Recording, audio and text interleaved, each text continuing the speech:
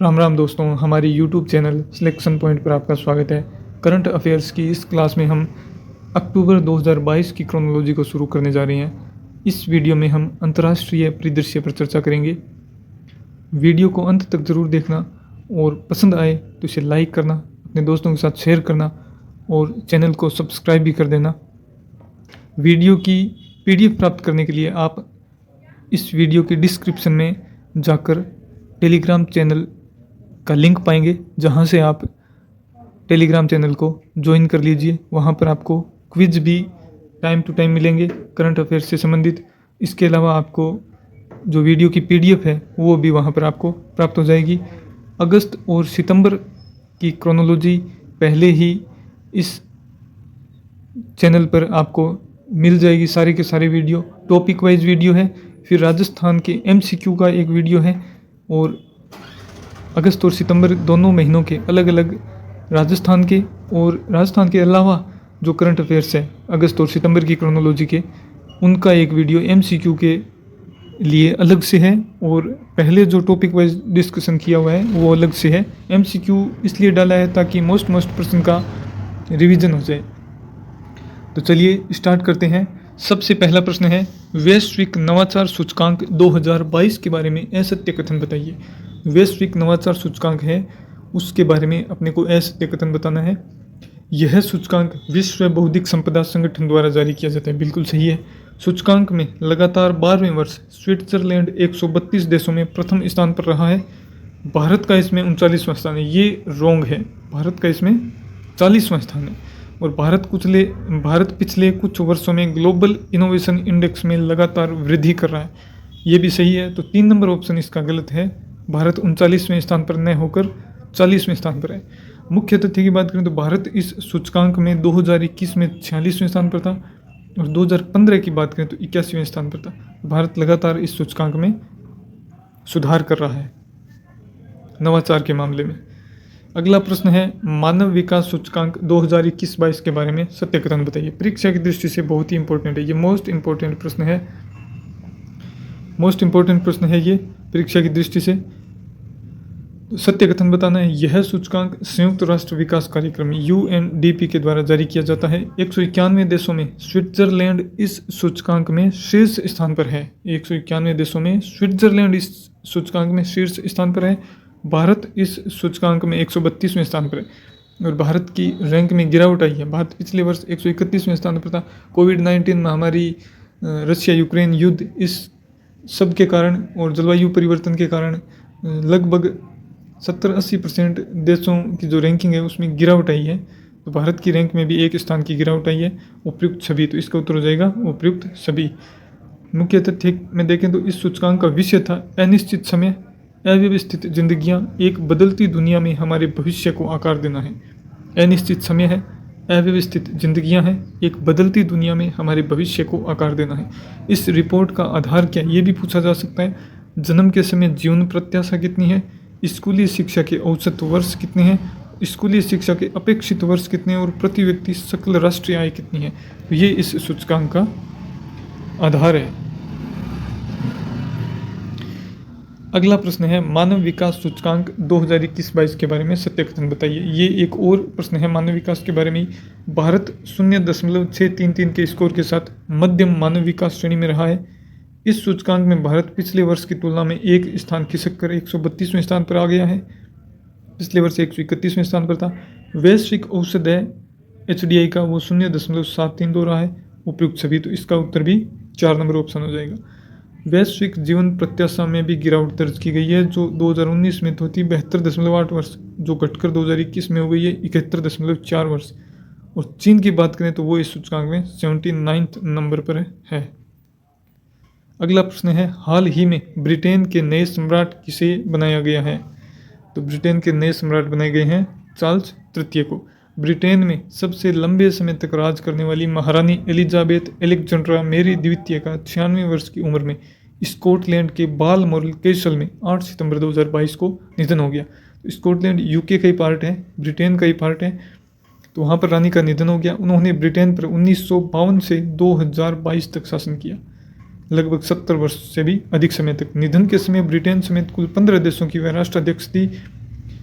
जो एलिजाबेथ थी वो भारत की महारानी कभी नहीं रही, लेकिन 1952 से 1956 तक पाकिस्तान की महारानी रही। चार्ल्स तृतीय के सम्राट बनने के साथ ही ब्रिटेन का राष्ट्रगान है वो गॉड सेव द क्वीन से अब गॉड सेव द किंग हो गया है, ये भी बात ध्यान रखनी है। और चार्ल्स तृतीय का जो राज्याभिषेक है वो सेंट जेम्स प्लेस में आयोजित किया गया।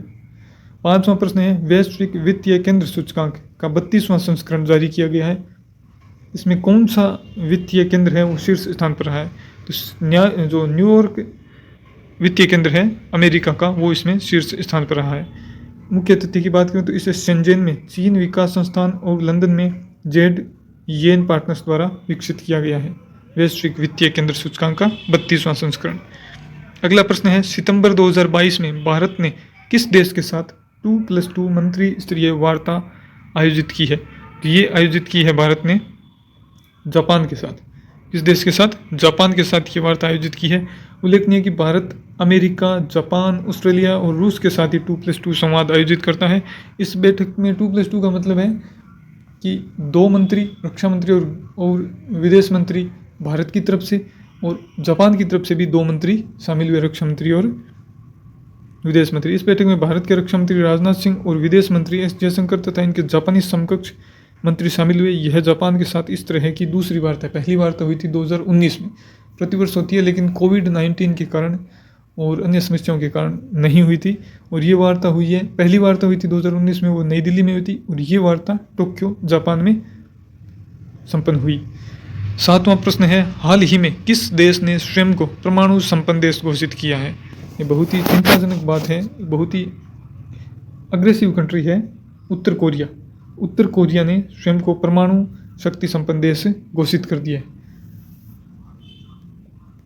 8वां प्रश्न है, सितंबर 2022 में किस देश के प्रधानमंत्री ने भारत की यात्रा की है? भारत की यात्रा की है बांग्लादेश की प्रधानमंत्री शेख हसीना ने। बांग्लादेश की प्रधानमंत्री शेख हसीना 5 से 8 सितंबर 2022 को भारत की यात्रा पर रही। दिल्ली में प्रसिद्ध सूफी संत निजामुद्दीन औलिया की दरगाह पर और राजस्थान के अजमेर शरीफ दरगाह में इन्होंने जियारत की। इसके अलावा शेख हसीना ने प्रधानमंत्री मोदी को मुजीब उर रहमान के ऐतिहासिक 7 मार्च भाषण, ये एक पुस्तक है, के अनुवाद वाली पुस्तक भी प्रस्तुत की गई। 7 मार्च भाषण। भारत और बांग्लादेश के संबंध बहुत ही मजबूत है। शेख हसीना की सरकार में ये संबंध बहुत ही उच्च बिंदु पर पहुंच गए हैं। अगला प्रश्न है, हाल ही में किन 2 देशों के मध्य कुशियारा नदी के जल बंटवारे पर समझौता किया गया है? कुशियारा नदी के जल बंटवारे पर भारत और बांग्लादेश के मध्य। भारत और बांग्लादेश ने रूपसा रेलवे पुल का उद्घाटन किया। खुलना दर्शन रेलवे लाइन और प्रबोधिपुर कोनिया रेलवे लाइन अनुबंध पर भी हस्ताक्षर किए। प्रधानमंत्री शेख हसीना ने 1971 में जो बांग्लादेश का मुक्ति संग्राम हुआ था उसमें भारत के सैनिकों ने बांग्लादेश को एक अलग कंट्री बनाया था पाकिस्तान से तोड़कर। उसमें शहीद और गंभीर रूप से घायल जो भारतीय सशस्त्र बलों के जवानों के 200 परिजन हैं, उनके लिए बंग बंधु शेख मुजीबुर रहमान छात्रवृत्ति का शुभारंभ भी 7 सितंबर 2022 को किया। कौन सी छात्रवृत्ति योजना है? बंग बंधु शेख मुजीबुर रहमान छात्रवृत्ति योजना। अगला प्रश्न है, हाल ही में अमेरिका ने किस देश को F-16 विमानों के रखरखाव के लिए वित्तीय मदद की मंजूरी दी है? तो ये मंजूरी दी है पाकिस्तान को। पाकिस्तान को यह सहायता पिछले 4 वर्षों में जारी सबसे बड़ी सुरक्षा सहायता है। इससे पूर्व डोनाल्ड ट्रंप प्रशासन ने 2018 में पाकिस्तान को आतंकवाद पर कार्रवाई करने में नाकाम रहने पर उसे दी जाने वाली करीब $2 अरब की वित्तीय सहायता निलंबित कर दी थी। भारत ने अमेरिका द्वारा दी जा रही इस सहायता पर कड़ा विरोध जताया है, क्योंकि अमेरिका ये चाहता है कि भारत रशिया यूक्रेन का जो विवाद है उसमें रशिया का सपोर्ट न करे, यूक्रेन का पक्ष ले, लेकिन भारत है वो न्यूट्रल स्टांस रखना चाहता है और भारत ने न्यूट्रल स्टांस रखा भी है। इससे अमेरिका नाराज़ है और अमेरिका की जो ये कार्रवाई है वो उसी का परिणाम बताई जा रही है कि भारत को काउंटर करने के लिए वो पाकिस्तान की मदद करेगा। तो इसी के चलते अमेरिका ने F-16 विमानों के रखरखाव के लिए वित्तीय मदद की मंजूरी दी है। इसके अलावा उन्होंने जो उसमें वो जो सूची आती है आतंकवाद वाली FATF जो मनी लॉन्ड्रिंग और आतंकवाद को वित्त पोषण करने वाले देश हैं उसमें पाकिस्तान ग्रे लिस्ट में था पिछले लगभग 2 सालों से। लेकिन अमेरिका ने बिना कोई अच्छा काम किए ही पाकिस्तान को उस लिस्ट से बाहर निकाल दिया है। तो अमेरिका का सबसे बड़ा हाथ है, क्योंकि उसमें ज़्यादातर देश, भारत भी शामिल है उसमें, उस FATF की लिस्ट में, लेकिन ज़्यादातर देश हैं वो अमेरिका और उसके सहयोगी देश है, यूरोपीय देश ही है। तो उन्होंने पाकिस्तान को इस सूची से बाहर निकाल दिया। एक और भी इस सूची से बाहर निकालने का और पाकिस्तान को इतनी सहायता देने का उनका मकसद है कि पाकिस्तान में जो अपनी फेवर की सरकार है, शहबाज शरीफ की सरकार, उसको बनाए रखना। और दूसरा, पाकिस्तान को ये सहायता देकर वो ये चाहता है कि पाकिस्तान रशिया यूक्रेन के मुद्दे पर यूक्रेन का सपोर्ट करे, रशिया का सपोर्ट न करे। तो ये हाल का घटनाक्रम है। आगे देखो क्या होता है। 11वां प्रश्न है, हाल ही में नगोर्नो काराबाख क्षेत्र किन 2 देशों के मध्य संघर्ष के चलते एक बार फिर से चर्चा में है? नगोर्नो काराबाख क्षेत्र ये है आर्मेनिया और अजरबैजान। आर्मेनिया और अजरबैजान, इनके मध्य पिछले वर्ष भी लड़ाई हुई थी इस रीजन को लेकर। 1991 में ये देश स्वतंत्र हुए, रशिया का पार्ट थे, ये USSR का पार्ट थे। 1991 में स्वतंत्र हुए, तब से लेकर अब तक इन दोनों देशों के बीच इस नगोर्नो काराबाख क्षेत्र को लेकर लड़ाई चल रही है। पिछले वर्ष लड़ाई हुई थी, उसमें सैकड़ों सैनिक घायल हुए थे और अजरबैजान ने उस पर अधिकार भी कर लिया था, उस क्षेत्र पर। और उस युद्ध में जो संघर्ष हुआ था थोड़े दिनों का, उसमें तुर्की ने अजरबैजान को अपने जो 72 ड्रोन हैं वो भी सप्लाई किए थे। पूरे विश्व में ये न्यूज़ चर्चा में रही थी। तो ये है आर्मेनिया और अजरबैजान का विवाद। इसी के साथ ये जो अंतर्राष्ट्रीय परिदृश्य है अक्टूबर 2022 की क्रोनोलॉजी का यहीं समाप्त होता है। अगले वीडियो में हम राष्ट्रीय परिदृश्य की जितनी भी न्यूज़ हैं उनको प्रश्न उत्तर के माध्यम से हल करेंगे।